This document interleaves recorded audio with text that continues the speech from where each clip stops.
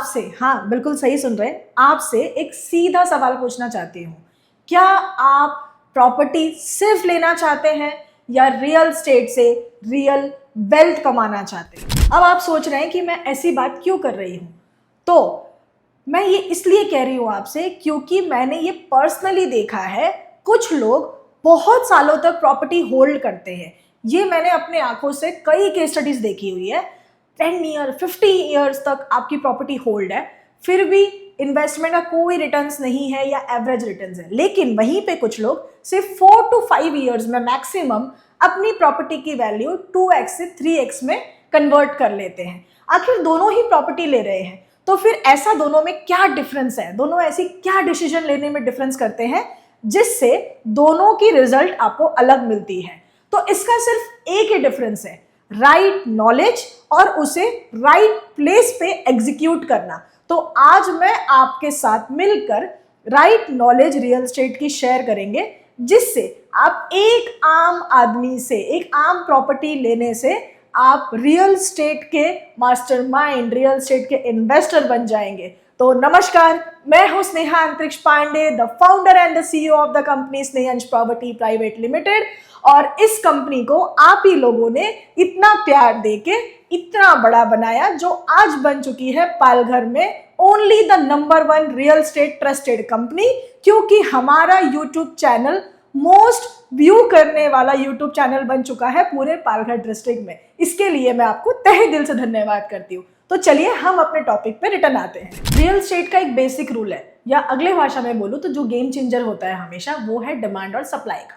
जहां पे डिमांड बहुत ज्यादा होती है और सप्लाई लिमिटेड होती है, तो वहां पे ऑटोमेटिकली नेचुरली बात है कि आपकी प्रॉपर्टी की वैल्यू, आपकी प्रॉपर्टी डिमांड कंटिन्यू बढ़ती है। लेकिन एक स्मार्ट इन्वेस्टर सिर्फ आज का प्रेजेंस नहीं देखते हैं, वो साथ साथ में फ्यूचर के डिमांड को भी अच्छे से एनालाइज करते हैं। आपको है ना, पहले 3 चीजें से चेक करनी है। क्या वहां पे लोग शिफ्ट हो रहे हैं या शिफ्ट होना चाहते हैं? दूसरा, क्या वहां पे जॉब अपॉर्चुनिटीज क्रिएट हो रही है, ग्रो हो रही है? तीसरा, क्या वहां पे रेंटल्स इनकम की डिमांड बढ़ रही है, रेंटल्स रिक्वायरमेंट ज्यादा बढ़ रही है? अगर ये तीनों ही सिग्नल आपको पॉजिटिव दिख रहे हैं, तो ये समझ लीजिए आप पहले से ही एक स्ट्रॉन्ग ग्रोथ लोकेशन पे खड़े हैं। चलिए अब थोड़ा सा और डीप में समझते हैं। रियल एस्टेट का सबसे बड़ा ग्रोथ ड्राइवर क्या होता है? ड्राइवर समझते हैं ना आप? ड्राइवर वो होता है जो जिसके ऊपर गाड़ियों का, उसके पीछे बैठे लोगों का भार होता है। इसी तरीके से रियल एस्टेट में भी ग्रोथ का ड्राइवर होता है, वो होता है डेवलपमेंट और इंफ्रास्ट्रक्चर। आपको ये बात हमेशा याद रखनी चाहिए, जहां पे डेवलपमेंट हो रहा है वहां पे डिमांड तो ऑटोमेटिकली उसके पीछे पीछे भाग के आएगी। तो आपको क्या बात ध्यान में रखना चाहिए?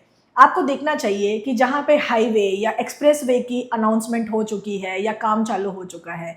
दूसरा, आपको रेलवेज के अनाउंसमेंट, बुलेट ट्रेन स्टेशन के अनाउंसमेंट, मेट्रो कनेक्टिविटी का अनाउंसमेंट। तीसरा, आपको इंडस्ट्रियल कॉरिडोर या और गवर्नमेंट के बड़े डेवलपमेंट इंफ्रास्ट्रक्चर प्रोजेक्ट्स। अब एग्जाम्पल के तौर पे ले तो पालघर डिस्ट्रिक्ट का सबसे बड़ा इंफ्रास्ट्रक्चर अनाउंसमेंट हुआ था वदावन पोर्ट का।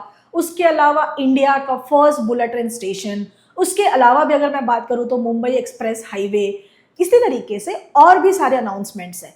तो आपको एक बात हमेशा याद रखनी चाहिए, जहां ऑलरेडी डेवलपमेंट हो चुका होता है वहां पे तो पहले से ही प्राइस ऑलरेडी इंक्रीज हो चुकी होती है।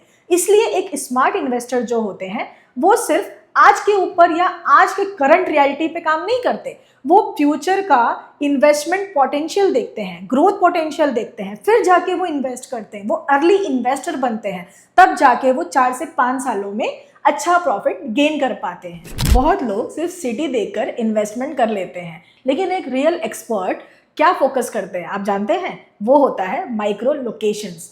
तो कई बार सेम सिटीज में इन्वेस्टमेंट का जो रिटर्न्स होता है वो टोटली डिफरेंट होता है। अब ये डिफरेंस आता कैसे है, चलिए इसको समझ लेते हैं। Station proximity, daily need accessibility, school, hospitals, near by future developments. कभी कभी सिर्फ 500 मीटर की दूरी भी आपके फ्यूचर इन्वेस्टमेंट का पूरा आउटकम चेंज कर देती है। इसलिए सिर्फ लोकेशन नहीं, राइट माइक्रो लोकेशन चूज करना बहुत जरूरी है। एक स्ट्रॉन्ग इन्वेस्टमेंट होता है जहां पे आपको एप्रिसिएशन के साथ साथ में स्ट्रॉन्ग इनकम भी दे, इसे कहते हैं रेंटल यील्ड। अगर आपकी प्रॉपर्टी इजीली रेंट पर जा रही है या मार्केट में डिमांड में है तो इसका मतलब है वो लोकेशन ऑलरेडी एक्टिव है और साथ साथ में समय के साथ वहां पे डिमांड और भी बढ़ेगी। इसे कहते हैं यहाँ आपके एसेट्स आपके लिए काम करता है। अब मैं आपके बात से रिलेट कर रही हूँ। आप मुझसे कहेंगे इन्वेस्टमेंट तो सब ठीक है लेकिन रिस्क भी तो होता है। बिल्कुल होता है, लेकिन अगर ऐसा क्यों ना करें हम कि रिस्क को मेजर करके लिया जाए। मतलब अगर आप प्रॉपर्टी लेंगे, इन्वेस्टमेंट करेंगे तो रिस्क साथ में आने वाला ही है, उसको आप डिनाई नहीं कर सकते, लेकिन हाँ उसे प्रैक्टिकली मेजर करके लिया जा सकता है। कैसे, चलिए समझते हैं। जैसे कि अंडर कंस्ट्रक्शन प्रोजेक्ट, तो अंडर कंस्ट्रक्शन प्रोजेक्ट में आपको रिटर्न्स अच्छे मिलते हैं लेकिन रिस्क ज़्यादा होता है, और वहीं पे रेडी टू मूव प्रोजेक्ट वो सेफ होता है लेकिन रिटर्न्स आपको स्टेबल होता है। अब इसको कैसे हम वेरीफाइड करेंगे? तो एक स्मार्ट इन्वेस्टर्स क्या करते हैं, वो हमेशा इमोशनली नहीं, एक प्रैक्टिकल और रिसर्च करके ही डिसीजन लेते हैं। जिससे क्या होता है कि आपका इन्वेस्टमेंट मेजर के साथ साथ में प्रिडिक्टेबल और सस्टेनेबल बन जाता है, जिससे रिजल्ट में वो बैलेंस क्रिएट करता है और लॉन्ग टर्म में सस्टेनेबल ग्रोथ मिलती है। जब आप एक इमोशनल डिसीजन को अपने डेटा ड्रिवन डिसीजन पे शिफ्ट करते हैं तब जाके आप एक बायर से एक स्मार्ट इन्वेस्टर बनते हैं, और तभी जाके आपकी हाई रिस्क जो है वो मेजरेबल रिस्क में और सक्सेसफुल रिस्क में कन्वर्ट होती है। अब कहते हैं बाय स्नेहंज प्रॉपर्टीज, क्योंकि स्नेहंज प्रॉपर्टीज में हम सिर्फ प्रॉपर्टी सेल नहीं करते हैं, हम आपकी मदद करते हैं एक स्ट्रॉन्ग इन्वेस्टमेंट सही तरीके से सही डिसीजन लेके करवाने में। जैसे कि डेटा ड्रिवन एनालिसिस, उसके साथ में आपको verified projects, future growth understanding, और सबसे बड़ी बात होती है ट्रस्ट के साथ में एथिकली कंप्लीट ट्रांसपेरेंसी। क्योंकि मेरे जो कोच हैं, जो मेंटर हैं, डॉक्टर विवेक बिंद्रा जी, वो हमेशा कहते हैं कोई भी बिजनेस कितना भी बड़ा क्यों ना हो, अगर वो एथिक के साथ नहीं चल रहा है, अगर उसमें कोई एथिक्स नहीं है तो वो लॉन्ग टर्म तक सस्टेन कर ही नहीं सकता। इसके लिए मेरा गोल सिर्फ आपके साथ या आपको प्रॉपर्टी बेचना नहीं, बल्कि आपके साथ एक लॉन्ग टर्म में ट्रस्ट बिल्ड करके रिलेशन बिल्ड करना है, जिसके वजह से आप ये कह सको कि मैंने सही डिसीजन लिया है। आखिरी में बस इतना ही कहना चाहूँगी, प्रॉपर्टी लेना सिर्फ एक ट्रांजैक्शन नहीं होता है, बल्कि आपके इम्पॉर्टेंट डिसीजनों में से एक डिसीजन होता है, और आपका अगर ये एक डिसीजन सही हो गया तो आपका फ्यूचर सिक्योर हो सकता है। अगर आप भी प्रॉपर्टी के लिए इन्वेस्टमेंट करना चाहते हैं तो बिना प्रॉपर गाइडेंस के इसे मत कीजिए। अगर ये वीडियो आपको वैल्यूएबल लगी हो तो प्लीज़ इसे जाके एक लाइक करिए और शेयर करिए एक ऐसे इंसान के साथ जो प्रॉपर्टी लेने की सोच रहे हैं या प्लानिंग कर रहे हैं। साथ में मुझे कमेंट करके ज़रूर बताइए कि आप इन्वेस्टमेंट करने के लिए रेडी हैं या फिर प्लानिंग स्टेज पे हैं। और इसी तरीके के प्रैक्टिकल वीडियोस देखने के लिए स्नेहंज प्रॉपर्टीज़ को जाके फॉलो ज़रूर कर लीजिए।